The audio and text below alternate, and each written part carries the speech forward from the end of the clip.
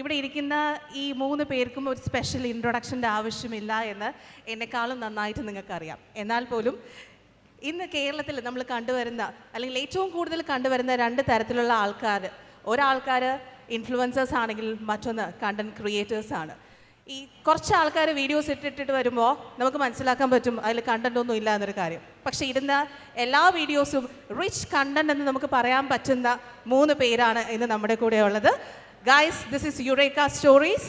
തീർച്ചയായിട്ടും the OG content creator ആണ് Eureka stories. ഈ ഒരു കയ്യടിയേക്കാളും കുറച്ചും കൂടി കൂടുതൽ നിങ്ങളൊരു സ്നേഹം അറിയിക്കുകയാണെങ്കിൽ നമുക്ക് ഈ ഒരു സെഷൻ ഇവിടെ സ്റ്റാർട്ട് ചെയ്യാൻ പറ്റും.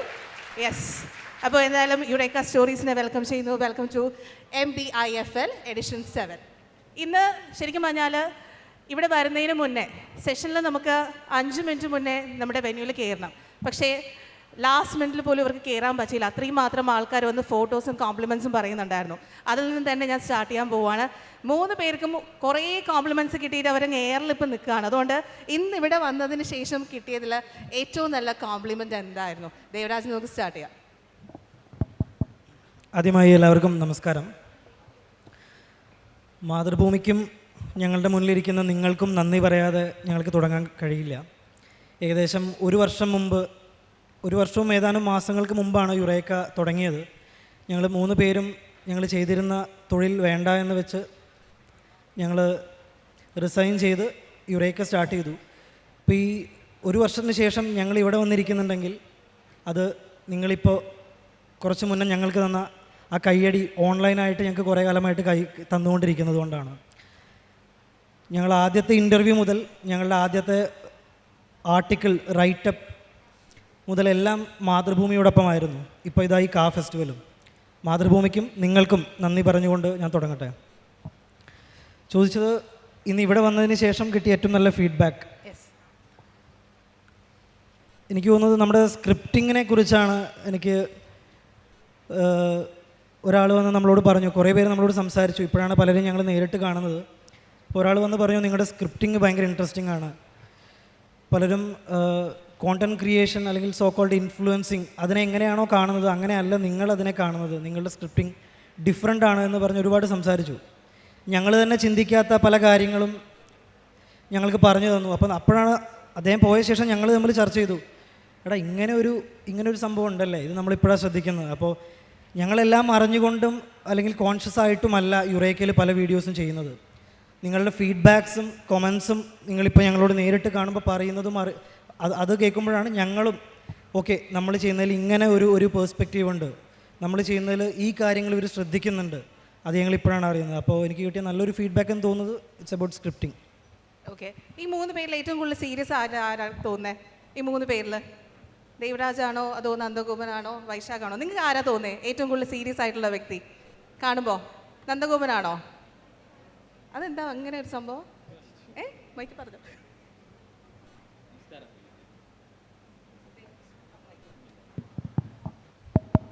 അധികം സംസാരിച്ച പ്രശ്നമാവും, അതുകൊണ്ട് പിടിച്ച് സംസാരിക്കുന്നതാണ്, അല്ല വേറൊന്നുമല്ല.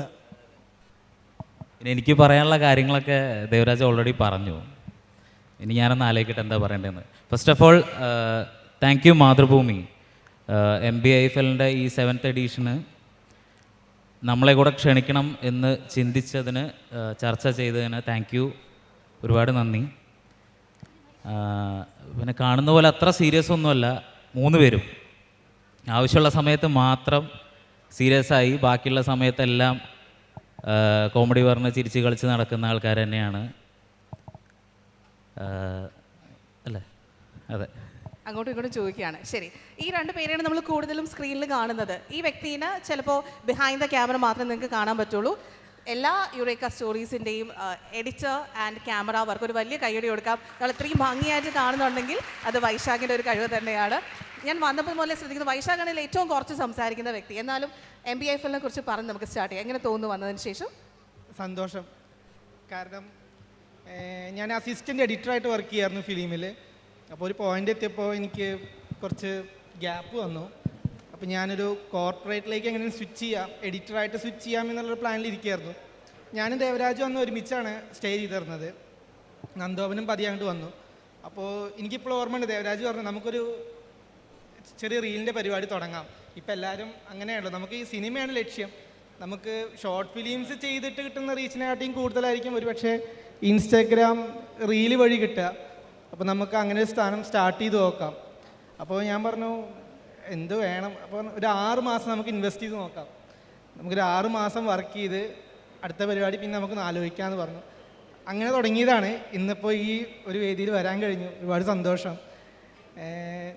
ഞാൻ എൻജിനീയറിങ് കഴിഞ്ഞ് ഫിലിം എഡിറ്റിംഗ് പഠിക്കാൻ പോകുമ്പോഴും അച്ഛൻ എന്നോട് ചോദിച്ചിരുന്നു, എന്താണ് നിൻ്റെ പരിപാടി, രക്ഷപ്പെടുമോ? ഞാൻ പറഞ്ഞു ഉണ്ടാവും, രക്ഷപ്പെടുണ്ടാവും. അങ്ങനെ പറഞ്ഞു. ഇന്നിപ്പോൾ അച്ഛനും അമ്മയൊക്കെ ഒരുപാട് സന്തോഷമാണ്. എൻ്റെ ബ്രദർ വന്നിട്ടുണ്ട്, അവന് ഭയങ്കര ഹാപ്പി. സന്തോഷം, ഭയങ്കര എക്സ്പീരിയൻസ് ആണ്. ഞാൻ ആദ്യമായിട്ടാണ് ഇങ്ങനൊരു വേദിയിലിരിക്കുന്നതും ആദ്യമായിട്ടാണ് മുണ്ടെടുത്തിരിക്കുന്നത്, അതിൻ്റെ ടെൻഷനും ഉണ്ട്. Thank you.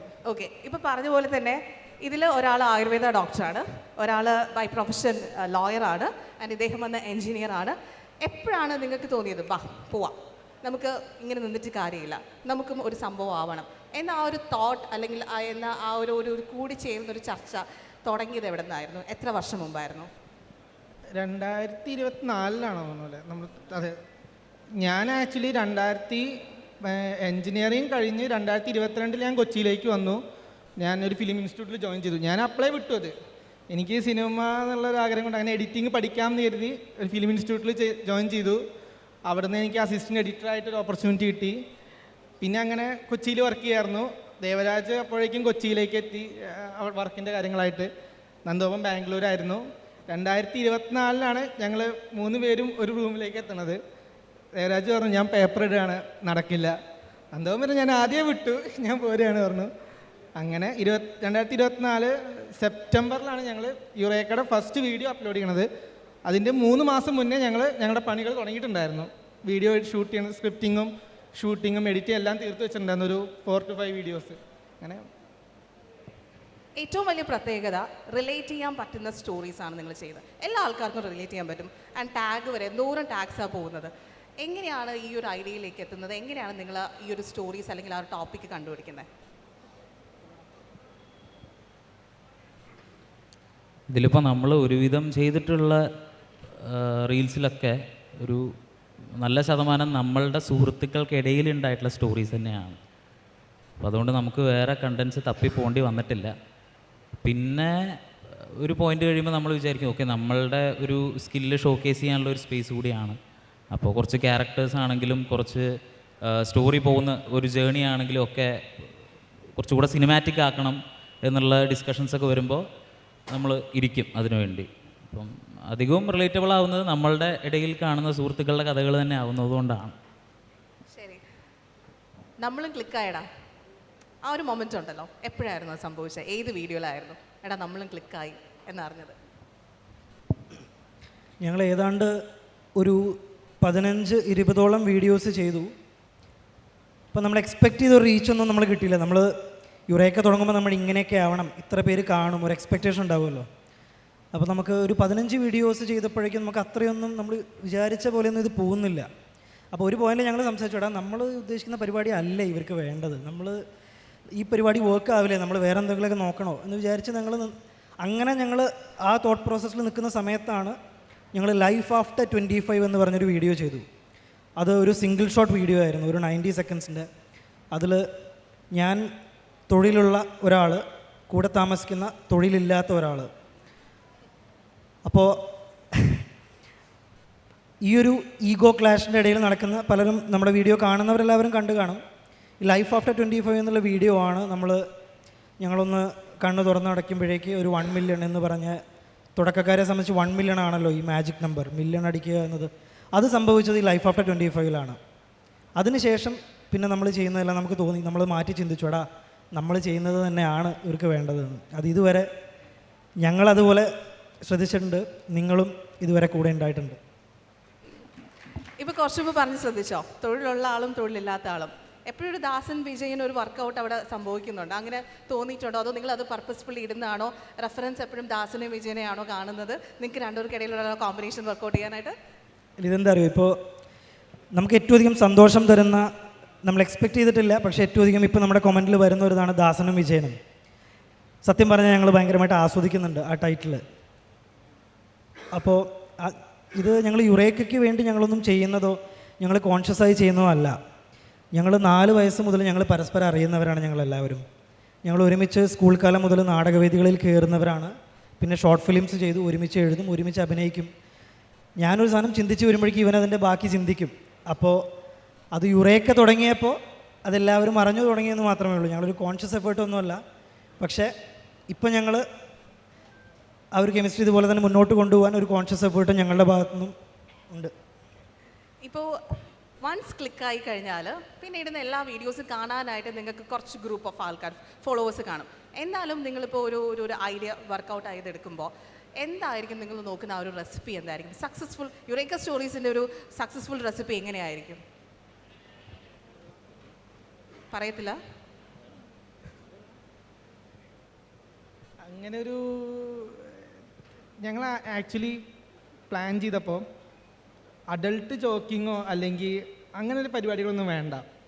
Neat and clean content ചെയ്യാം, എല്ലാവരും എൻജോയ് ചെയ്യണം എന്നുള്ള ഒരു, കാരണം ഞങ്ങളെയൊക്കെ ഏറ്റവും കൂടുതൽ സപ്പോർട്ട് ചെയ്യുന്നത് ഞങ്ങളുടെ അച്ഛനമ്മമാരാണ്. അപ്പോൾ ഇപ്പോഴും അതെ, ഓരോ വീഡിയോ ഇറങ്ങുമ്പോൾ വീഡിയോ ഇറങ്ങിയതിന് ശേഷം വിളിച്ച് സംസാരിക്കും, അത് നന്നായി, ഇത് നന്നായിട്ടില്ല. അപ്പോൾ അതായിരുന്നു പ്രൈമറി ഞങ്ങളുടെ ഒരു സംഭവം. പിന്നെ ഈ പറഞ്ഞ പോലെ എല്ലാ ഏജ് കാറ്റഗറിയിലുള്ള ആളുകളും അത് ഇഷ്ടപ്പെടുന്നുണ്ട്. ഞങ്ങളെന്നൊരു സെർട്ടൈൻ ഏജ് കാറ്റഗറി എന്നുള്ള പ്ലാനില്ല, എല്ലാവരും എൻജോയ് ചെയ്യണം എന്നുള്ള പ്ലാൻ തന്നെ എല്ലാം ചെയ്യുന്നത്. സിമ്പിളായിട്ട് നീറ്റായിട്ട് എല്ലാവർക്കും കൺവിൻസ് ആവണം. അത് ചിത്രീകരിക്കുമ്പോഴും അങ്ങനെ തന്നെ ചെയ്യുന്നത്. ഭയങ്കര കോംപ്ലിക്കേറ്റഡ് ആയിട്ടുള്ള ഷൂട്ടിംഗ് ഒന്നുമില്ല, എല്ലാം ഭയങ്കര ഈസിലി കൺവിൻസ് ആവണം എന്നുള്ള രീതിയിൽ തന്നെ ഷൂട്ട് ചെയ്യണത്. ദേവരാജൻ എന്തോ പറയാനുണ്ടെന്ന്? അല്ല, ഒരു സീക്രട്ട് റെസിപ്പി എന്ന് വേണമെങ്കിൽ ഞങ്ങൾക്ക് പൊങ്ങച്ചം പറയാം. അങ്ങനെ റെസിപ്പി ഒന്നുമില്ല, ചെയ്യുന്നത് എന്തുകൊണ്ടോ വിചാരിച്ച പോലെയൊക്കെ പോകുന്നുണ്ട്. പക്ഷെ ഞങ്ങൾ എപ്പോഴും ശ്രദ്ധിക്കാറ്, ഇപ്പോൾ വൈശാഖ് പറഞ്ഞ പോലെ തന്നെ യുറേക്കയുടെ ഏത് വീഡിയോയും ധൈര്യമായിട്ട് നിങ്ങൾക്ക് നിങ്ങളുടെ ഫാമിലി ഗ്രൂപ്പുകളിൽ ഇടാം, എല്ലാവർക്കും ഒരുമിച്ചിരുന്ന് കാണാം, ചിരിക്കാം. അത് എപ്പോഴും അങ്ങനെ ആയിരിക്കണം എന്നതിനെക്കുറിച്ച് ഞങ്ങൾക്കൊരു കൃത്യമായൊരു ബോധ്യമുണ്ടായിരുന്നു. പിന്നെ ചെയ്യുന്നതെല്ലാം നമ്മുടെയൊക്കെ ഈ പറഞ്ഞ പോലെ റിലേറ്റബിലിറ്റി ഒരു ഫാക്ടറാണ്. സിനിമയിലെത്തിയാൽ റിലേറ്റബിലിറ്റി പിന്നെ ഒരു ഫാക്ടറല്ല. ഞങ്ങൾ നെക്സ്റ്റ് സ്കെയിലിലേക്ക് ഞങ്ങൾ അപ്പ് സ്കെയിൽ ചെയ്യുമ്പോൾ ഇതെൻ്റെ കഥയാണ് എന്ന് തോന്നിയില്ലെങ്കിലും തിയേറ്ററിൽ നല്ലൊരു സിനിമ കണ്ടു കഴിഞ്ഞാൽ നമ്മൾ കാണും. പക്ഷേ റീല് നമ്മൾ ആദ്യത്തെ 10 സെക്കൻഡിൽ അല്ലെങ്കിൽ ഒരു 30 സെക്കൻഡിൽ ഇത് എൻ്റെ കഥയാണെന്ന് തോന്നിയില്ലെങ്കിൽ പലരും സ്ക്രോൾ ചെയ്ത് പോകും. സോഷ്യൽ മീഡിയയിൽ എന്താണ് ആവശ്യമുള്ളത് അത് നോക്കിയാണ് ഞങ്ങളത് ഉണ്ടാക്കുന്നത്. സിനിമയിലെത്തുമ്പോൾ നമ്മൾ ചെയ്യുന്ന കഥകളും നമ്മളതിൻ്റെ സ്റ്റോറി ടെല്ലിങ്, നമ്മുടെ പ്രസൻറ്റേഷൻ ഇതെല്ലാം മാറും. അപ്പോൾ ഇതൊക്കെ ഞങ്ങൾ ശ്രദ്ധിക്കാറുണ്ട്. ഇത്രയൊക്കെയുള്ളൂ ഞങ്ങളുടെ റെസിപ്പി എന്ന് പറയുന്നത്. നേരത്തെ പറഞ്ഞല്ലോ കണക്ട് ചെയ്യാനായിട്ട് നോക്കാറുണ്ട്. കൂടുതൽ ഹാൻഡിൽ ചെയ്യാൻ അല്ലെങ്കിൽ നിങ്ങൾക്ക് ബുദ്ധിമുട്ട് ഏതാണ്? ചിരിപ്പിക്കാനാണോ അതോ ഓഡിയൻസുമായിട്ട് എൻ്റെ ലൈഫാണ് എന്ന് തോന്നിപ്പിക്കാൻ അവിടെയാണോ നിങ്ങൾ പ്രയാസപ്പെടുന്നത്? ഏതാണ് കൂടുതൽ പ്രയാസം? ചിരിപ്പിക്കാനാണോ? ഏതാണ് പ്രയാസം? ചിരിപ്പിക്കാൻ തന്നെയാണ്. ഒരു റിലേറ്റബിൾ ആവുക എന്ന് പറയുന്നത് ഇപ്പോൾ ലൈഫിലുള്ള ഏതെങ്കിലും ഒരു ഇൻസിഡൻ്റ് ആണെങ്കിലും ഇതെൻ്റെ ലൈഫിൽ സംഭവിച്ചൊരു കാര്യമാണെന്ന് പറയാം. പക്ഷേ ഒരു ഹ്യൂമർ അല്ലെങ്കിൽ ഒരു കോമഡി നമ്മൾ പ്രസൻറ്റ് ചെയ്ത് അത് ആൾക്കാരിലേക്ക് എത്തി അവർ ചിരിക്കുക എന്ന് പറയുന്നത് തന്നെയാണ് ഏറ്റവും പാടുള്ള കാര്യം. പക്ഷെ ഞങ്ങളത് എൻജോയ് ചെയ്യുന്നുണ്ട്. ഒരു സ്റ്റോറി ഒരു 2-3 മിനിറ്റിൽ പറഞ്ഞു തീർക്കാം. സിനിമയെക്കാളും ബുദ്ധിമുട്ടാണ് അഡ്വർടൈസ്മെൻറ്റ് എടുക്കാൻ നമ്മൾ പറയുന്ന പോലെ. ഒരു കഥയാണ് നിങ്ങൾ പറയുന്നത്, അല്ലെങ്കിൽ ഒരു സിറ്റുവേഷനാണ് നിങ്ങൾ ചെയ്യുന്നത്. എത്രത്തോളം ചലഞ്ചിങ് ആയി മാറുന്നുണ്ട് ഇപ്പോൾ, പ്രത്യേകിച്ച് പല പല പല പല കോണ്ടന്റ് ക്രിയേറ്റേഴ്സും ഉള്ള ഒരു ഹാൻഡിൽസിലാണ് നിങ്ങളിതെല്ലാം അപ്ലോഡ് ചെയ്യുന്നത്. എത്രത്തോളം ചാലഞ്ചിങ് ആണ്? ശരിക്കും നല്ല പണിയെടുക്കുന്നുണ്ട്.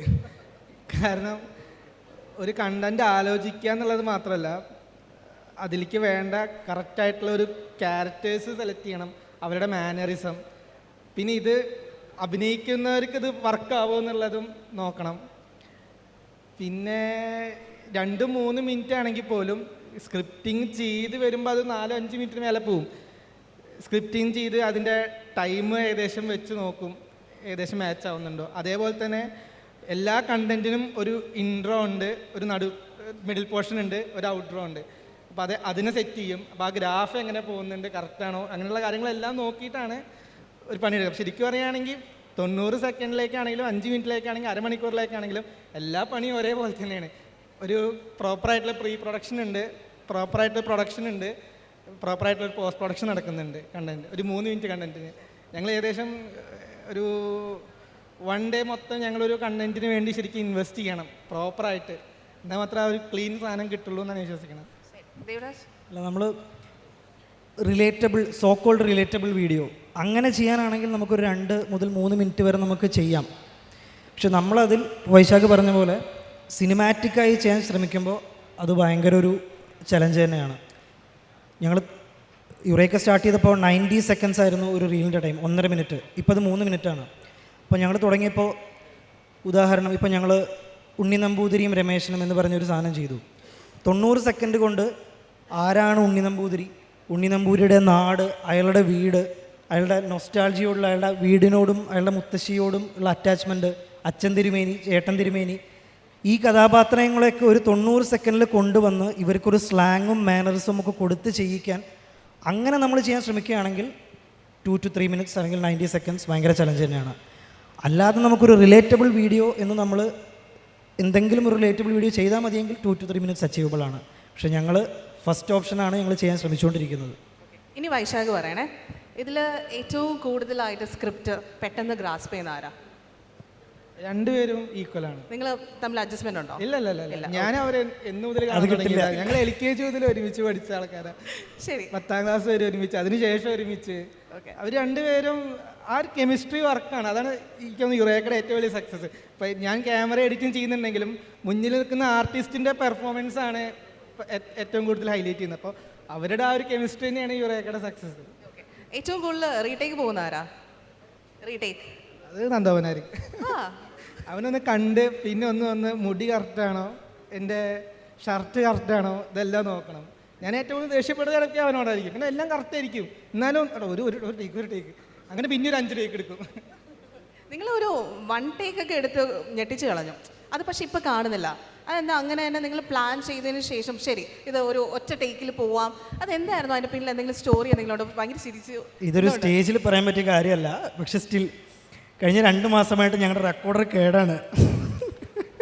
സത്യം പറഞ്ഞാൽ അല്ല, സത്യമായിട്ട് പറയുകയാണെങ്കിൽ ഒറ്റ ടേക്ക് മൊത്തം എടുക്കുക, ഒറ്റ റെക്കോർഡറേ ഉള്ളൂ, ഒരു റെക്കോർഡർ വർക്കിംഗ് അല്ല. ഇതൊക്കെയാണ് അതാ പറഞ്ഞത്.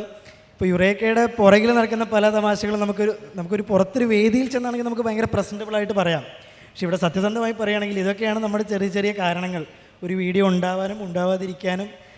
ഇപ്പോൾ നമ്മൾ റെക്കോർഡർ ഇല്ലയെന്ന് വിചാരിച്ചു, അപ്പോൾ നമ്മൾ ഓക്കെ നമുക്ക് സിംഗിൾ ഷോട്ട് കുറച്ച് കാലം മാറ്റി നമുക്ക് ഇങ്ങനെ ചെയ്യാം.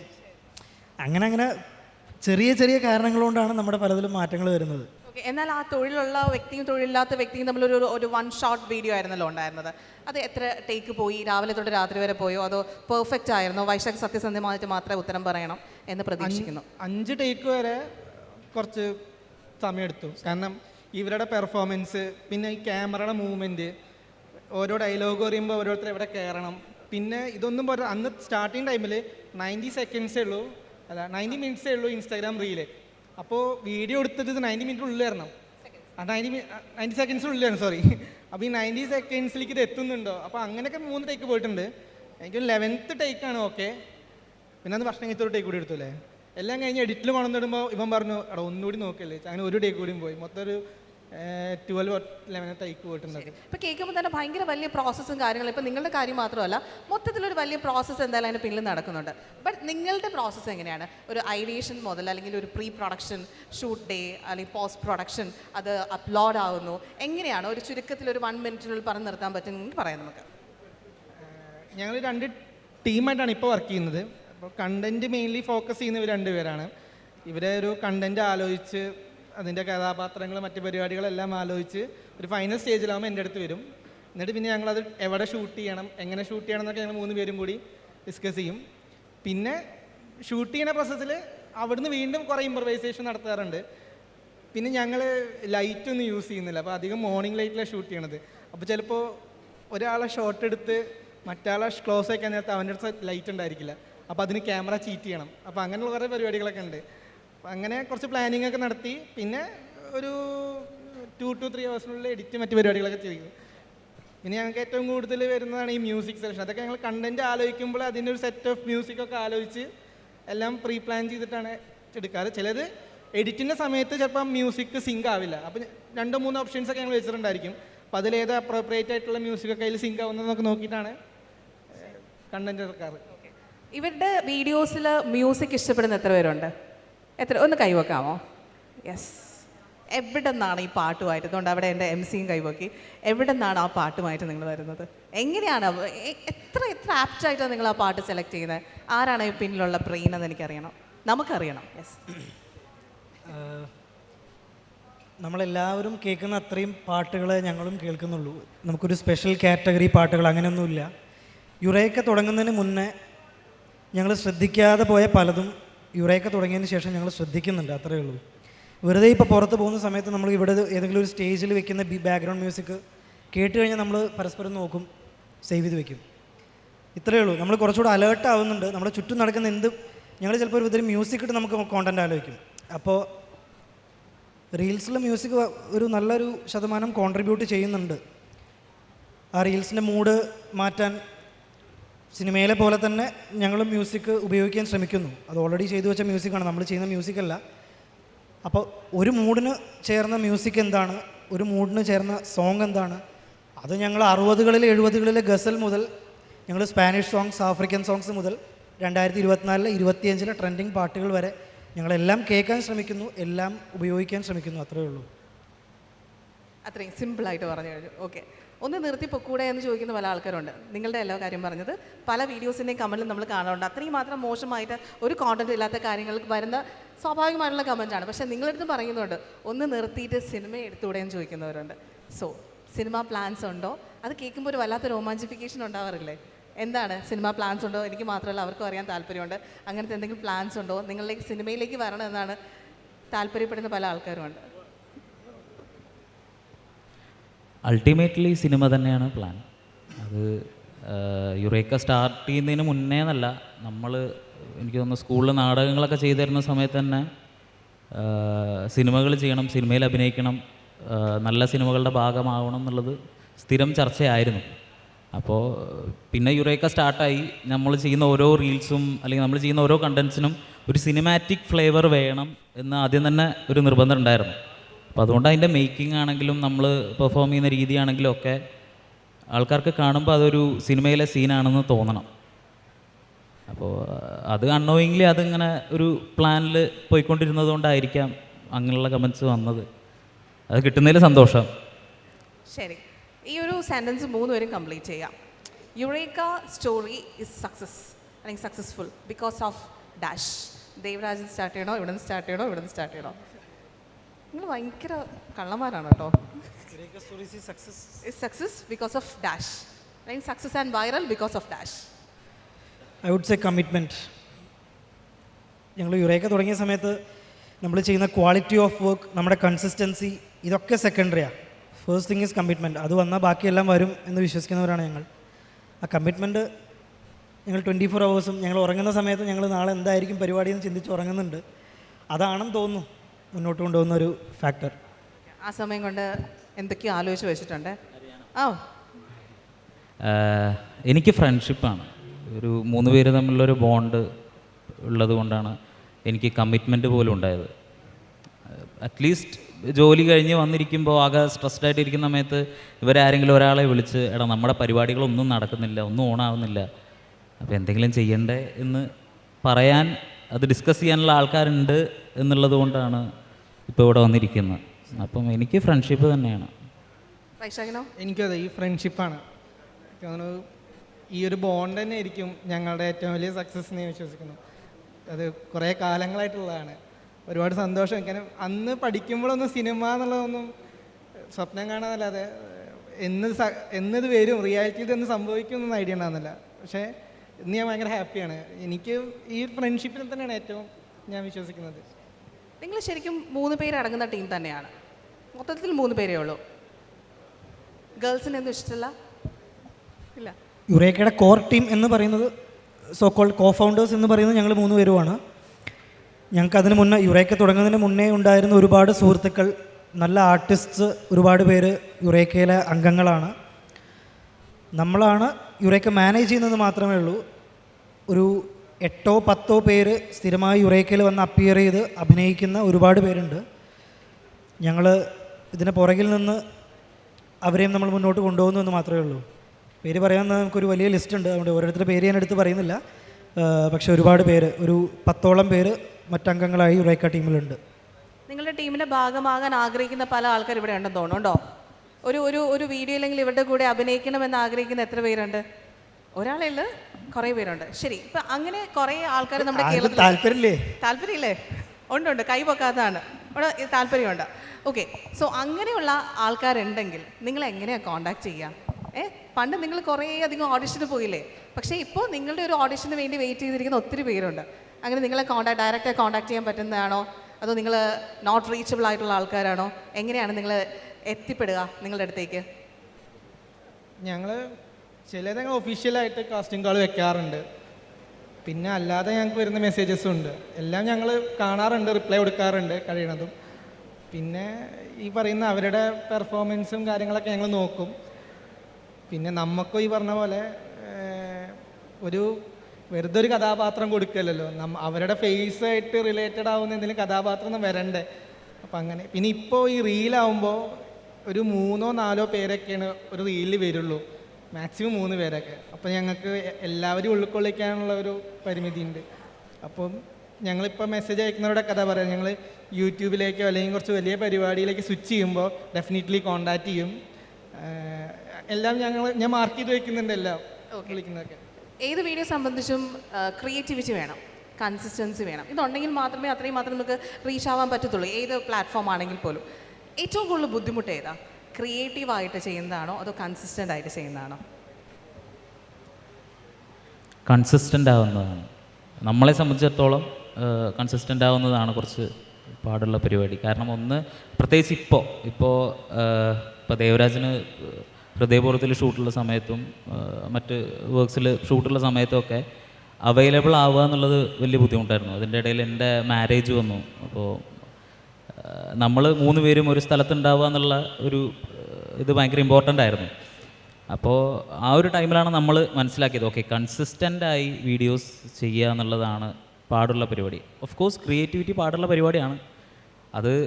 പക്ഷെ അത് ഡിപ്പെൻസ്. അത് നമ്മൾ ഇപ്പോൾ ചില ദിവസങ്ങളിലൊക്കെ നമ്മളുടെ ഒരു റീലിന് ഒരു 10 മിനിറ്റ് ഇരുന്നാൽ മതി. നമുക്കൊരു ചെറിയൊരു ത്രെഡ് കിട്ടിയിട്ടുണ്ടെങ്കിൽ നമുക്ക് ഓക്കെ ഇത് മൊത്തത്തിൽ ഡെവലപ്പ് ചെയ്ത് അതിൻ്റെ ഒരു ഫോർമാറ്റിലേക്ക് എത്തിക്കാൻ പറ്റും. ചില ദിവസങ്ങളൊക്കെ ഞങ്ങൾ ഉറങ്ങിയിട്ടില്ല.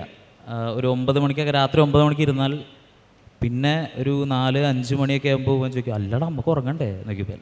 അപ്പോൾ അത്രയും എന്നിട്ടും ഒന്നും കിട്ടാതെ പോയിട്ടുള്ള ദിവസങ്ങളുണ്ട്. അപ്പോൾ പക്ഷേ ക്രിയേറ്റിവിറ്റി പിന്നെയും നമുക്ക് എങ്ങനെയെങ്കിലൊക്കെ ഒപ്പിച്ചെടുക്കാൻ പറ്റും. കൺസിസ്റ്റൻസി നമ്മൾ അവൈലബിൾ ആയിരിക്കണം. പിന്നെ ആ ഒരു വർക്ക് പ്രോസസ്സ് കറക്റ്റായിട്ട് പോകണം.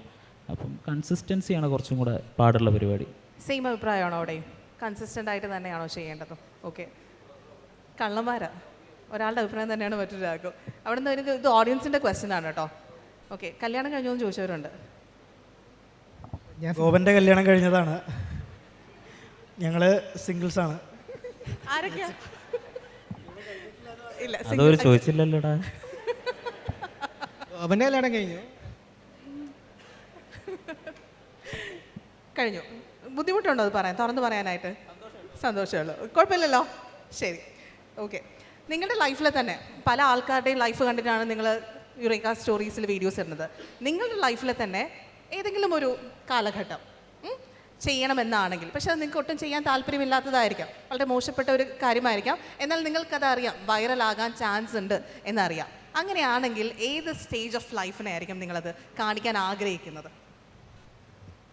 സ്റ്റേജ് ഓഫ് ലൈഫ് എന്ന് ചോദിച്ചു കഴിഞ്ഞാൽ, ഇപ്പോൾ ഞങ്ങളൊക്കെ സോ കോൾഡ് 90s കിഡ്സാണ്. നിങ്ങളിരിക്കുന്ന പലരും ആയിരിക്കാം. ഞങ്ങളൊരു 25 വയസ്സാകുമ്പോഴാണ് നമ്മൾ ഈ പൊളിറ്റിക്കൽ കറക്റ്റ്നെസ് എന്നുള്ള വാക്ക് കേൾക്കുന്നത്. നമ്മൾ ചെറുപ്പത്തിൽ നമ്മൾ തമാശയാണെന്ന് വിചാരിച്ച പലതും തമാശയല്ലായിരുന്നു എന്ന് നമ്മൾ തിരിച്ചറിയുന്നതൊക്കെ ഇപ്പോഴാണ്. അത് ചർച്ച ചെയ്യപ്പെടുന്ന നല്ല കാര്യം. അപ്പോൾ നമ്മൾ ചെറുപ്പത്തിൽ നമ്മൾ അറിഞ്ഞോ അറിയാതെയോ അല്ല, നമുക്ക് ഒരു ടൈം എടുക്കുമല്ലോ നമ്മളിതൊക്കെ പഠിച്ചു വരാൻ, നമ്മൾ അറിയാനും. അത് ആരുടെയും തെറ്റാണെന്ന് പറയുന്നില്ല.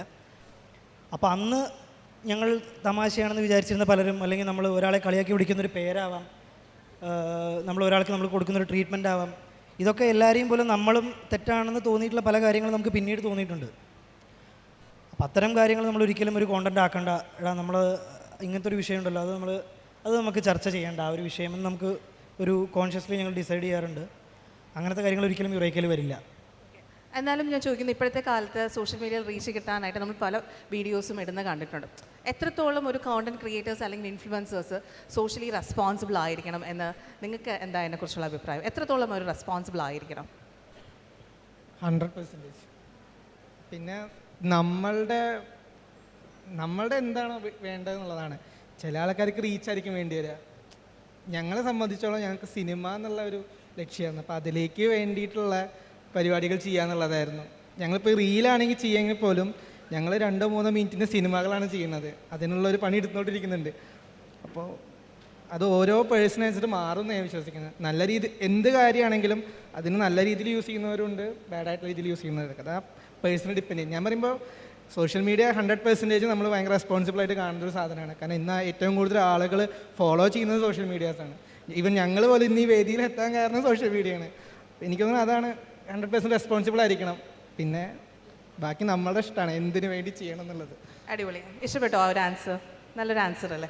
ഓക്കെ, നിങ്ങൾ ഷോർട്ട് ഫിലിംസ് ചെയ്തിട്ടാണ് ഇപ്പോൾ നമ്മൾ കാണുന്ന യുറേക്ക സ്റ്റോറീസിലേക്ക് വന്നത്. ആദ്യമേ തന്നെ ലക്ഷ്യം ഇൻസ്റ്റ ആയിരുന്നോ, ഫേസ്ബുക്ക് ആയിരുന്നോ, അതോ യൂട്യൂബിലായിരുന്നോ?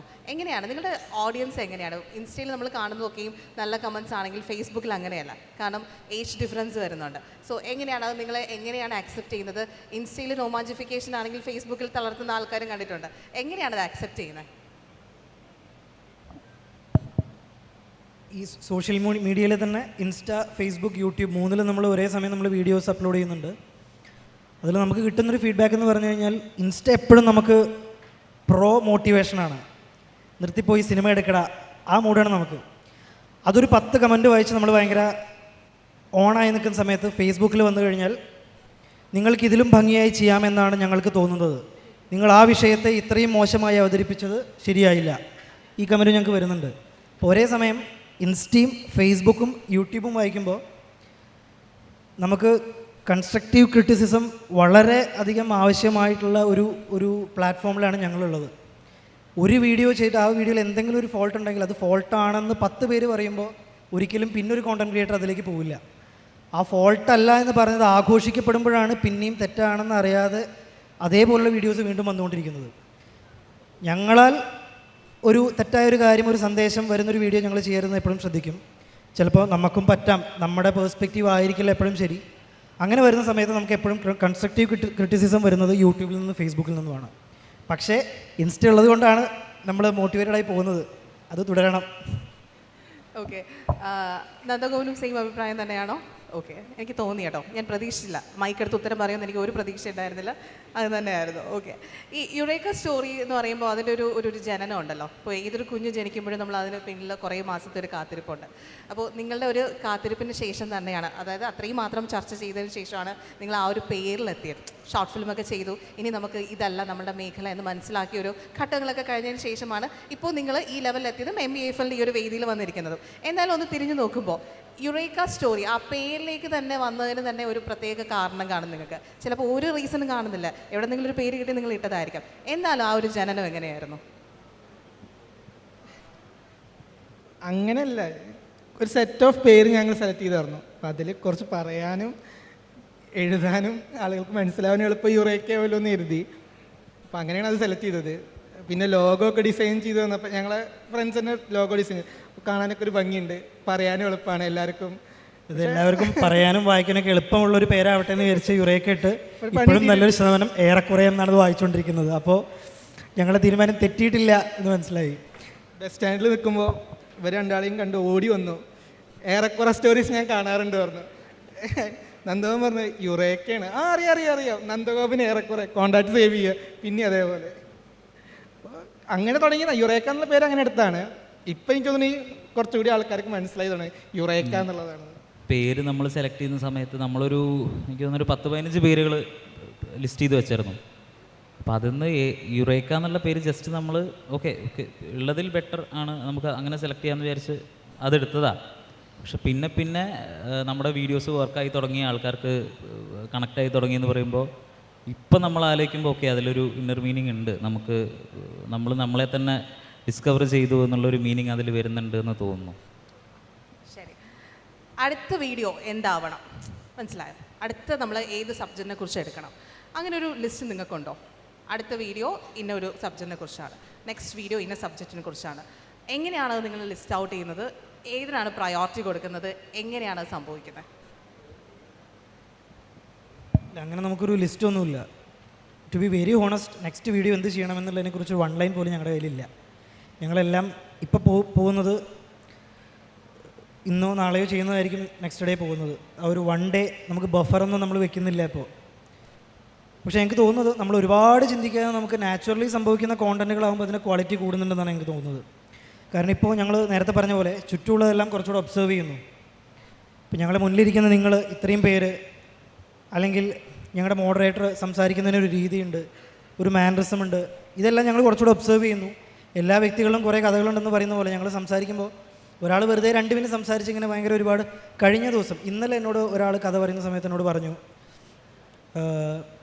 ഒരാളുടെ അച്ഛൻ്റെ മരണത്തെക്കുറിച്ചാണ് പറയുന്നത്. അപ്പോൾ എന്നോട് പറഞ്ഞു, അങ്ങനെ പോയിട്ട് പുള്ളിയുടെ അച്ഛൻ മരിച്ചത് ഭയങ്കര ക്രിഞ്ചായി പോയി എന്ന് പറഞ്ഞു. അപ്പോൾ ഞാൻ ആലോചിച്ചു, അത് വല്ലാത്തൊരു തോട്ടാണ്, അത് വല്ലാത്തൊരു കഥയാണെന്ന് പറയുന്ന പോലെ. അപ്പോൾ ഒരാൾ മരണത്തെ അനലൈസ് ചെയ്യുന്ന രീതി എന്താ? സോക്കോൾ എല്ലാം ക്രിഞ്ചാണല്ലോ ഇപ്പോൾ. അങ്ങനെ അച്ഛൻ മരിച്ച് അങ്ങനെ ഇങ്ങനെ ഭയങ്കര ക്രിഞ്ചായി പോയി അയാളുടെ ലൈഫ് എന്ന് പറഞ്ഞു.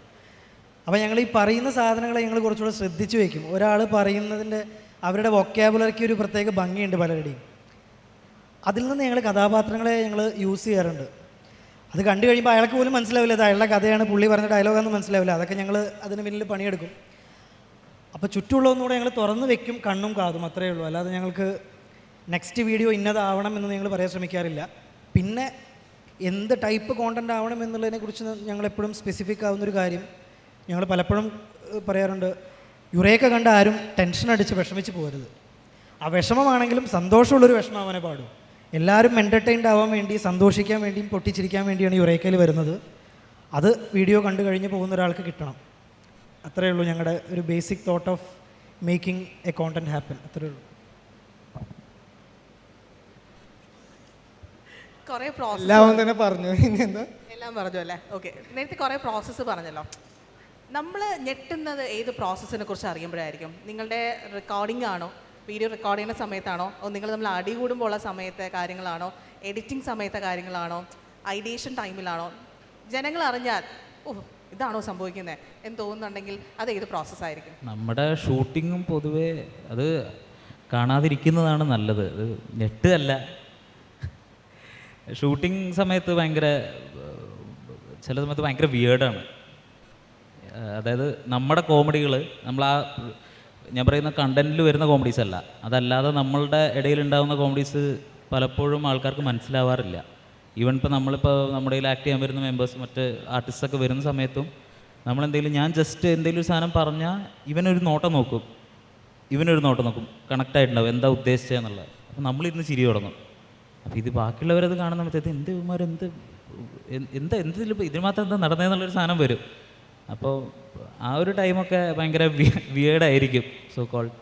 പിന്നെ ഈ കണ്ടൻറ് ഉണ്ടാക്കുന്നൊരു ടൈം, നമ്മൾ സ്റ്റോറി ഡിസ്കസ് ചെയ്യാൻ വേണ്ടി ഇരിക്കുന്നൊരു ഇതെന്ന് പറഞ്ഞാൽ ഒരു 5 മിനിറ്റ് അടുക്കളയിലിരിക്കും.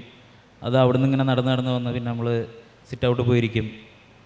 അപ്പം ഞാൻ ഇരിക്കാൻ വരുമ്പോഴേക്കും ഇവൻ അവിടെ നിന്ന് ഇരിക്കും. അപ്പോൾ ഞങ്ങൾ ഒരുമിച്ചുണ്ടെങ്കിലേ നടക്കണമെന്നുണ്ട്. ഇവൻ ആദ്യം നടക്കും, ഇവൻ്റെ പിന്നാലെ ഞാൻ നടക്കും, പിന്നെ ഞാൻ അങ്ങോട്ടേക്ക് ഇവൻ്റെ പിന്നാലെ നടക്കും. അപ്പോൾ അങ്ങനത്തെ ഒരു പരിപാടിയൊക്കെ കണ്ടു കഴിഞ്ഞാൽ നമ്മുടെ വർക്കും നിങ്ങളുടെ ഈ പ്രോസസ്സും തമ്മിലൊരു ചേർച്ചയില്ലല്ലോ എന്ന് തോന്നും. അതായിരിക്കും ആ ഒരു. അതെ. ഓക്കെ, ശരി. 3 പേരും ഇതിന് ഉത്തരം തരണം. ഒരു ബിഗിനിങ്ങിൽ നിന്ന് ഇപ്പോൾ നിങ്ങൾ ഇതുവരെ എത്തി നിൽക്കുകയാണ്. എവിടെ പോയി കഴിഞ്ഞാലും നിങ്ങളെ അറിയാവുന്ന ആൾക്കാരാണ് ഏറ്റവും കൂടുതലുള്ളത്. ഇവിടെ തന്നെ നമ്മൾ വന്നപ്പോൾ അതിന് തെളിവായിരുന്നു. അതെ, ഇതിവിടെ ഫസ്റ്റ് പബ്ലിക് അപ്പിയറൻസ് ആണ് കേട്ടോ. ഫസ്റ്റ് ടൈമാണ് ഇവരിങ്ങനെ ഒരു ഓഡിയൻസിനെ ഫേസ് ചെയ്യുന്നത്. അതും നമ്മുടെ MBAFL വേദിയിൽ വെച്ചാണ്. ഇതിന് മുന്നേ കോളേജസിലൊക്കെ പോയിട്ടുണ്ട്. ഇത്രയും ഒരുമിച്ച് ആൾക്കാരെ കാണുന്നത് ഇങ്ങനെയല്ലേ അല്ലേ? ഓക്കെ, സോ അങ്ങനെയാണെങ്കിൽ ഞാൻ എൻ്റെ ചോദ്യം മറന്നു കേട്ടോ. ഞാൻ എന്താ ചോദിച്ചു വന്നത്? അതാണ് ഞാനിങ്ങനെ ആലോചിക്കുന്നത്. ഓക്കെ, 3 പേരും ഉത്തരം തരണം. എത്രത്തോളം ഹാപ്പിയാണ്, സാറ്റിസ്ഫൈഡ് ആണ്?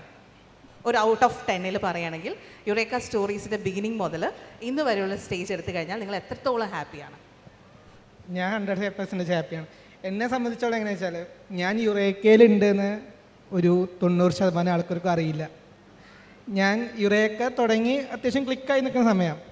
ഞാനപ്പോൾ നാട്ടിലാണ്. അപ്പോൾ ഞാൻ വീട്ടിൽ നിന്ന് കുറച്ച് സാധനങ്ങൾ മേടിക്കാൻ വേണ്ടി പുറത്തേക്ക് ഇറങ്ങി. അപ്പോൾ ഞങ്ങൾ സ്കൂൾ സീനിയറെ കണ്ടു. അപ്പോൾ എന്നോട് ചോദിച്ചാൽ എന്താ പരിപാടി? അപ്പോൾ ഞാൻ കൊച്ചിയിലാണ്, ഇങ്ങനെ കുറച്ച് പരിപാടികൾ നടക്കുകയാണ് പറഞ്ഞു. അവന്മാരവിടെ ഉണ്ടല്ലോ പറഞ്ഞു. ഇവരെ ഉദ്ദേശിച്ച് അതുകൊണ്ട് അവന്മാരവിടെ ഉണ്ട്, വർക്കൊക്കെ കാണാറുണ്ട്, അവന്മാരോട് പറ എന്തെങ്കിലും ചാൻസ് ഒക്കെ തരാം, നീ ഒപ്പം പഠിച്ചതല്ലേ ചോദിച്ചു. ഞാൻ പറഞ്ഞു ഞാൻ ചോദിച്ചിട്ടുണ്ട് പറഞ്ഞു. പുള്ളി പിന്നെ അറിഞ്ഞോ അറിയില്ല, ഇൻ്റർവ്യൂ ഇറങ്ങിയിട്ട് പറഞ്ഞു. അതേപോലെ ചില ആളുകൾക്ക് ഞാൻ പറയുമ്പോഴാണ് യുറേക്കയാണോ എന്ന് പറയുമ്പോൾ സന്തോഷം. അപ്പോൾ എന്നെ സംബന്ധിച്ചും അതാണ് എൻ്റെ ഏറ്റവും വലിയ ഹാപ്പിനെസ്. പിന്നെ ഞാനിങ്ങനെ വലിയ പബ്ലിസിറ്റി ഒന്നും ഇഷ്ടപ്പെടാത്ത ഒരാളായതുകൊണ്ട്. ശരി, ഓക്കെ. അല്ലേ, ചാൻസ് കൊടുക്കോ? അഭിനയിക്കാത്തതാണോ, വേണ്ടെന്നാണോ, അടുപ്പിക്കാത്തതാണോ? വിളിച്ചിട്ടും വരാത്തതാണ്. ഓക്കെ. ഞാൻ ഒരാളേ ഉള്ളൂ ക്യാമറയ്ക്ക് പിന്നിൽ. ഞങ്ങൾ 3 ആളെ കൂടി എടുക്കണം എന്നുണ്ടെങ്കിൽ ട്രൈപോഡിൽ വെക്കണം. പിന്നെ എനിക്ക് കുറച്ച് ക്യാമറ ഫിയർ. ശരി ഗൈസ്, ഞാൻ ഫസ്റ്റ് ഇൻട്രൊഡക്ഷനിൽ ഒട്ടും സംസാരിക്കാത്ത ആളെന്ന് പറഞ്ഞിട്ടാണ് ഇൻട്രൊഡ്യൂസ് ചെയ്തത്. അതെനിക്കൊന്ന് മാറ്റി പറയണം. നല്ല രീതിയിൽ സംസാരിക്കുന്ന ഒരു വ്യക്തിയാണ്. Thank you so much. ചോദിച്ച ക്വസ്റ്റ്യൻസിനൊക്കെയും കൃത്യമായിട്ട് ഉത്തരം തന്നൊരു വ്യക്തി കൂടിയിട്ടാണ്. ഇനി നന്ദഗോപാലിലേക്ക്, എത്രത്തോളം ഹാപ്പി ആൻഡ് സാറ്റിസ്ഫൈഡ് ആണ് ഇത്രയും കാലത്തെ ഒരു ജേർണി? ഏറ്റവും വലിയ ഹാപ്പിനെസ് എന്ന് പറഞ്ഞാൽ വീട്ടുകാർ ഹാപ്പിയായി എന്നുള്ളതാണ്. ജോബ് റിസൈൻ ചെയ്ത് ഇറങ്ങുക അതൊരു ഈസി ആയിട്ടുള്ളൊരു ഡിസിഷൻ അല്ല. ആ ഒരു പോയിന്റ് മുതൽ ഇപ്പോൾ ദാ ഇവിടെ വന്നിരുന്ന് സംസാരിക്കുന്നവരേക്കുള്ള ഒരു ജേണിയിൽ അമ്മ ഭയങ്കര ഹാപ്പിയാണ്. അപ്പോൾ അത് കാണുമ്പോൾ നമ്മൾ ഭയങ്കര ഹാപ്പി ആവുന്നു എന്നുള്ളതാണ്. പിന്നെ ഇപ്പോൾ പുറത്തൊക്കെ പോകുന്ന സമയത്ത് ഞാനും ഇവനും കൂടെ ഒരു 2-3 ദിവസം മുന്നേ ഫുഡ് കഴിക്കാൻ വേണ്ടി പോയി. റെസ്റ്റോറൻറ്റിൽ നിന്ന് ഇറങ്ങിയ സമയത്ത് സെക്യൂരിറ്റി ഇങ്ങനെ വണ്ടിയൊക്കെ ബാക്കിലേക്ക് ആക്കാൻ ഹെൽപ്പ് ചെയ്ത് കഴിഞ്ഞ് നമ്മുടെ അടുത്ത് വന്ന് പറഞ്ഞു, ഞങ്ങളെ പരിപാടി കാണാറുണ്ട് കേട്ടോ, നല്ല അടിപൊളിയാണ്, നമുക്ക് എന്തെങ്കിലുമൊക്കെ ഒരു വേഷം തരും നിങ്ങൾ ചോദിച്ചു. അതൊക്കെ നമ്മളെ സംബന്ധിച്ചിടത്തോളം ഭയങ്കര ആ ഒരു ഏജ് കാറ്റഗറിയിലുള്ള ഒരാൾ നമ്മുടെ അടുത്ത് വന്ന് ചോദിക്കുന്നു എന്ന് പറയുമ്പോൾ വലിയ സന്തോഷമാണ്.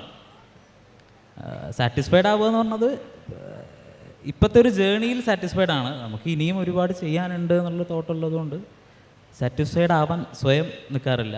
ഇനിയും ബെറ്റർ ആക്കണം, ഇതിൽ ഇനിയും കുറച്ചും കൂടെ നല്ല എലമെൻറ്റ്സ് കൊണ്ടുവരണം എന്നുള്ളൊരു തോട്ട് വരുന്നതുകൊണ്ട് ഹാപ്പിയാണ്. ഇനി സാറ്റിസ്ഫൈഡ് ആവും എന്ന് വിചാരിക്കാം. ഓക്കെ, ദേവരാജും കൂടെ പറഞ്ഞോളൂ. ഔട്ട് ഓഫ് 10 11 ഔട്ട് ഓഫ് 10 എന്ന് പറയും ഞാൻ. കാരണം സത്യം പറഞ്ഞാൽ ഇങ്ങനെ ഒരു നമ്മളെ കണ്ടുകൊണ്ടിരിക്കുന്ന കുറച്ച് പേരെ നമ്മളൊരു വർക്ക് ചെയ്ത് അത് കണ്ട് ഇഷ്ടപ്പെടുന്നവരുടെ മുന്നിൽ വന്ന് ഒരു 10 മിനിറ്റ് ഇങ്ങനെ സംസാരിക്കാൻ ഞങ്ങൾ ഒരുപാട് ആഗ്രഹിച്ചിട്ടുണ്ട്. ഞങ്ങളുടെ ഒരു ഡ്രീം ഇവൻ്റാണിത്, ടു ബി വെരി ഹോണസ്റ്റ്. അത് ഞങ്ങൾക്ക് കഴിഞ്ഞു എന്നുള്ളതാണ് ഞങ്ങളുടെ ഏറ്റവും വലിയ സാറ്റിസ്ഫാക്ഷൻ. കാരണം ഇത് നടന്നു കഴിഞ്ഞാൽ ഞങ്ങളുടെ ബാക്കി എല്ലാ ഹാപ്പിനെസ് വിൽ ഫോളോ എന്നാണ് ഞങ്ങൾ വിശ്വസിക്കുന്നത്. അതുപോലെ ഇപ്പോൾ എടുത്ത് പറയാനാണെങ്കിൽ ഇപ്പോൾ യുറേക്ക ചെയ്ത് ഞങ്ങൾക്ക് യുറേക്കയിൽ വരുന്ന സ്ഥിരം കോമൻസിൽ ഞങ്ങൾ ചിലത് സ്ക്രീൻഷോട്ട് അടിച്ച് വെച്ചിട്ടുണ്ട്. നമുക്ക് തന്നെ നമ്മൾ ഇമോഷണലി കണക്റ്റായി പോകുന്ന ചില കോമൻസ്. ഇപ്പോൾ ഒരു ക്യാൻസർ ട്രീറ്റ്മെൻറ്റ് നടക്കുന്ന ഒരു ചേച്ചി ഞങ്ങൾക്ക് മെസ്സേജ് അയച്ചു. എൻ്റെ അമ്മ ഒരു ക്യാൻസർ പേഷ്യൻ്റാണ്. വളരെ മോശം ഫേസിലൂടെ ആയിരുന്നു ഞാൻ കടന്നു പോകുന്നത്. കഴിഞ്ഞൊരു 2-3 മാസമായിട്ട് യുറേക്കയുടെ വീഡിയോസ് എപ്പോഴും ഞാൻ കാണിച്ചു കൊടുക്കും. ഷീ ഈസ് ലോഫിങ് ലൈക്ക് എനിത്തിങ്. ഇപ്പം എനിക്ക് I feel like I'm going through the best phase of my life. അത് യുറേക്ക അങ്ങ് ചെയ്തു എന്ന് പറയുമ്പോൾ ഇത്രയൊക്കെ ഞങ്ങൾക്ക് വേണ്ടു. ഇതിലപ്പുറം ഞങ്ങളൊന്നും ചെയ്യണമെന്ന് ഞങ്ങൾ ആഗ്രഹിച്ചിട്ടില്ല. അങ്ങനെ നോക്കുമ്പോൾ ഞങ്ങൾ ഏറ്റവും ഹാപ്പിയസ്റ്റ് ഫേസിലൂടെയാണ് ഞങ്ങളിപ്പോൾ കടന്നു പോകുന്നത്. ഓക്കെ, ഇന്ന് വന്നപ്പോൾ എന്നോട് ചോദിച്ചു MBFLൻ്റെ ബിഗ് ഷോട്ട്സ് ആരൊക്കെയാണെന്ന് ചോദിച്ചു. അപ്പോൾ ഞാൻ അതിനൊരു കൃത്യമായിട്ടുള്ള ഉത്തരം കൊടുത്തില്ല. പക്ഷേ ഇപ്പം ഞാൻ പറയുന്നു, യുറേക്ക സ്റ്റോറീസിനെ കേൾക്കാനായിട്ട് ഇവിടെ എത്തിയ നിങ്ങൾ ഓഡിയൻസാണ്. നിങ്ങൾ തന്നെയാണ് ഇവിടെ ഏറ്റവും വലിയ സപ്പോർട്ടേഴ്സ്. സോ MBFLനെ സംബന്ധിച്ചും എന്നെ സംബന്ധിച്ചും നിങ്ങളാണ് എൻ്റെ ബിഗ് ഷോട്ട്സ് എന്ന് അറിയിച്ചുകൊള്ളുന്നു. വലിയൊരു കൈയ്യടി തന്നെ കൊടുക്കാം. ഇനി അടുത്ത 10 മിനിറ്റ് നിങ്ങൾക്ക് ക്വസ്റ്റ്യൻ ആൻസർ ചോദിക്കേണ്ട സമയമാണ്. എന്ത് ചോദ്യശരങ്ങളും പ്രതീക്ഷിച്ചോളൂ. എന്തും ചോദിക്കാൻ റെഡി ആയിട്ടാണ് ഞങ്ങളുടെ ഓഡിയൻസ് ഇരിക്കുന്നത്. ക്വസ്റ്റ്യൻ ആൻസർ സെഷനിലേക്ക് പോവാം. ഞാൻ സായൂജാണ്, 5ാം ഗ്രേഡിലാണ് പഠിക്കണം. ഞാൻ പാലക്കാട് നിന്നാണ് വന്നത്. അപ്പോൾ ആദ്യം ഇവിടെ വരണം എന്നൊന്നും ഉണ്ടായിരുന്നില്ല. ബോറടിക്കുമെന്ന് വിചാരിച്ചിട്ട് വരണ്ടെന്ന് വിചാരിച്ചതാ. പക്ഷെ എന്തായാലും ഇന്ന് വന്നു, നിങ്ങളെ കണ്ടു. അപ്പം നിങ്ങളുടെ 3 പേരുടെ അടുത്ത് ഒരു കോമൺ ചോദ്യം എനിക്ക് ചോദിക്കാനുണ്ട്. നിങ്ങൾ ഫേമസ് ആയ മുതൽ നിങ്ങൾക്ക് ഏറ്റവും കൂടുതലായി ഡിഫിക്കൽട്ടായി തോന്നിയ കാര്യം എന്തെങ്കിലും ഉണ്ട് വെച്ചാൽ അതൊന്ന് ഷെയർ ചെയ്യാൻ പറ്റുമോ? മുത്തുമണിയുടെ നീ പോരെ, നമുക്കൊരു ഫോട്ടോ എടുക്കണത് കഴിഞ്ഞിട്ട്. ചോദ്യം എന്തായിരുന്നു? ഏറ്റവും കൂടുതൽ ഡിഫിക്കൽട്ട് ആയിട്ടുള്ള കാര്യം. നിൻ്റെ പ്രായത്തിലുള്ളവരെ സന്തോഷിപ്പിക്കുക എന്നുള്ളതാണ് ഏറ്റവും ഡിഫിക്കൽട്ടായിട്ടുള്ള കാര്യം. എന്താ അറിയുമോ? നിങ്ങൾ സാറ്റിസ്ഫൈഡ് ആയി കഴിഞ്ഞാൽ എല്ലാവരും സാറ്റിസ്ഫൈഡ് ആയി. തമാശ പറയുന്നല്ല, കുട്ടികൾ ചിരിക്കുന്ന ഇത് എല്ലാവർക്കും പറ്റും. ഒരു 70 വയസ്സായിട്ടുള്ള ആൾക്കാർക്കും അച്ഛനും മുത്തച്ഛൻ്റെ പ്രായമുള്ളവർക്കും ഇഷ്ടപ്പെടും. നിങ്ങളെ ഹാപ്പി ആയി കഴിഞ്ഞാൽ ഞങ്ങൾ ഭയങ്കര സക്സസ്ഫുൾ ആണെന്നാണ് ഞങ്ങൾ വിശ്വസിക്കുന്നത്. അത് തന്നെയാണ് ഏറ്റവും ഡിഫിക്കൽട്ടായിട്ടുള്ള കാര്യം. ഹലോ സാർ, ഇവിടെ ആദ്യം തന്നെ എൻ്റെ പേര് ഹരിശങ്കർ എന്നാണ്. എനിക്കൊരു ആക്ടർ ആവണമെന്ന് ആഗ്രഹം. ഞാൻ സിനിമാറ്റിക് ന്യൂസ് ചാനൽ വർക്ക് ചെയ്യുന്നുണ്ട് ചെറുതായിട്ട്. അതിന് എൻ്റെ ഗ്രാറ്റിറ്റ്യൂഡ് ഞാൻ അറിയിക്കുകയാണ്. ഞാൻ വലിയൊരു ഫാനാണ്. ഞാൻ ഇത് കണ്ടിട്ട് നിങ്ങളുടെ വീഡിയോയുടെ ഒരു സിനിമാറ്റിക് ഫീൽ കണ്ടിട്ട് ഞാൻ എൻ്റെ അമ്മയ്ക്കും പിന്നെ എൻ്റെ കൂട്ടുകാരിക്കും ബാക്കി ഒരുപാട് പേർക്ക് ഞാൻ അത് ഷെയർ ചെയ്തിട്ടുണ്ട് ആ വീഡിയോ. ഫസ്റ്റ് കണ്ട വീഡിയോ ലൈഫ് ആഫ്റ്റർ 21 ആണ്. അപ്പോൾ എനിക്ക് ചോദിക്കാനുള്ളതെന്ന് വെച്ചാൽ ഉണ്ണി നമ്പൂതിരി എന്നുള്ള ക്യാരക്ടർ ഭയങ്കര ഒരു ഐക്കോണിക് ക്യാരക്ടറാണ് നിങ്ങളുടെ. അത് ഇപ്പോൾ രമേശൻ എന്ന് പറഞ്ഞ പുള്ളിക്കാരൻ നമ്മൾ ഇവിടെ ഇരിക്കുന്ന ഒരുപാട് പേരെപ്പോഴും ഒരാളാണ്. പക്ഷെ ഉണ്ണി നമ്പൂതിരിനെ കുറച്ചൊരു ജെനുവിൻ ആയിട്ടുള്ളൊരു ക്യാരക്ടറാണ്. ആ ജെനുവിനിറ്റി രമേശൻ പോലും മനസ്സിലാക്കിയിട്ടില്ല.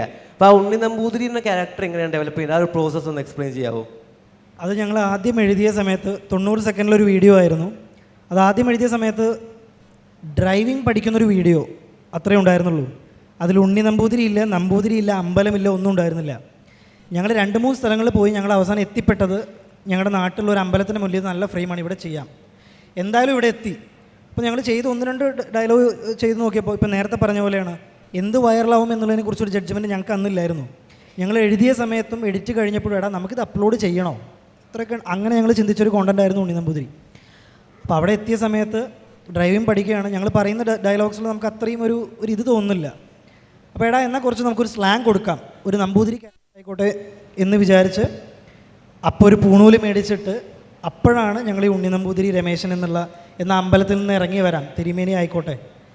അങ്ങനെ ഞങ്ങൾ ആ അവസാനം ഷൂട്ട് ചെയ്യാൻ തുടങ്ങുന്ന സമയത്തുള്ള ഒരു അരമണിക്കൂറിലുള്ള നമ്മുടെ ഒരു തോട്ട്, ഒരു ഇമ്പ്രൂവൈസേഷനിലാണ് ഉണ്ണി നമ്പൂതിരി ഉണ്ടാകുന്നത്. ആൻഡ് ഓൾസോ ഉണ്ണി നമ്പൂതിരി ഒരുപാട് പേര് ഞങ്ങൾ ഇനി ഉണ്ണി നമ്പൂതിരി ചെയ്യണമെന്ന് പറയുമ്പോൾ ഡെഫിനറ്റ്ലി ഞങ്ങൾക്കും ചെയ്യണമെന്നുണ്ട്. ചെയ്തതിനേക്കാൾ മികച്ചതാവണം ഇനി വരേണ്ടത് എന്നുള്ളത് കൊണ്ടാണ് ഞങ്ങൾ ടൈം എടുക്കുന്നത്. ഇപ്പോൾ ഉണ്ണി നമ്പൂതിരിയും രമേശനും അവരുടെ നാട്ടുകാരൊക്കെ വരുന്ന കുറച്ച് നല്ലൊരു സ്ക്രിപ്റ്റിൽ ഞങ്ങൾ വർക്ക് ചെയ്തുകൊണ്ടിരിക്കുകയാണ്. അധികം വൈകാതെ ഇൻസ്റ്റഗ്രാമിലോ അല്ലെങ്കിൽ യൂട്യൂബിലോ ആയിട്ട് ഞങ്ങളത് വീണ്ടും ചെയ്യാം. Thank you. Hi. So you are basically enjoying the fame which once Karikku had. Like Karikku 2.0 എന്ന് പറയുന്നില്ല, but you are enjoying the fame which Karikku had once. So and also thank you for the conscious decision to not bring any adult content. Like quick fame nu vendi adult content kondannu you can do that, but you are not doing it. Thanks for that. So my question is, what's stopping your entry to the cinema? Like Karikku kore delay edu, like 6-7 years back they were like all over, but suddenly they kind of disappeared. I mean disappeared alla, but they're not in that limelight which they were once in. So my question is, what's stopping your entry to the movies? Ningalku opportunities avade ivideyum kitti thodangittundavam, but what's stopping you basically?